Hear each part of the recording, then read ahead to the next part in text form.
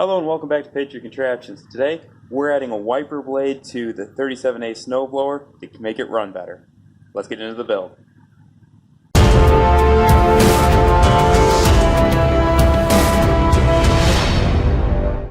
Starting off, what is a wiper blade? A wiper blade is a rubber piece that extends from the center of the impeller to the back of the snowblower. I'm going to be using baling strap for this. I got this at a farm and fleet store. It was about $5 a foot. Had a hard time finding this, but yes, Farm and Fleet does sell it, $5 a foot. Go get yourself some.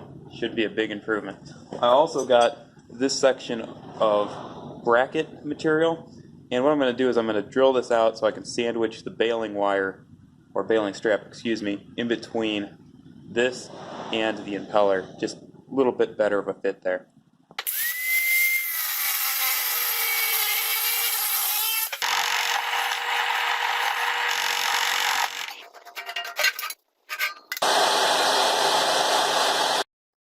So I've got my little flap made now. I'm just going to mount it.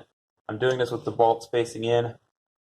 My idea is that if the blade's spinning this way, that way if the snow hits it and for some reason a bolt gets loose or something, it's going to hold this whole bracket assembly into the blade as opposed to flinging it off of the blade and out the chute. So that's my idea. We'll see how it plays out.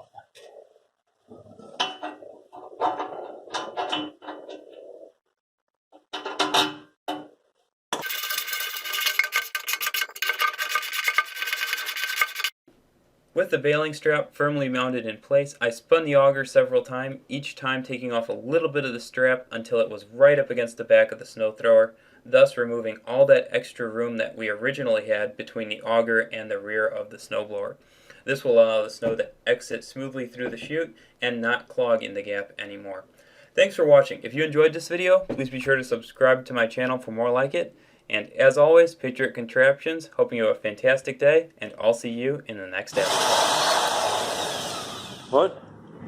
Oh, hey. Thanks. These are tire chains for this tractor. So, I think right after this video's done, I'm going to put these on. Who would have thought he'd bring them right there in the middle of the chute? Okay, that's awesome.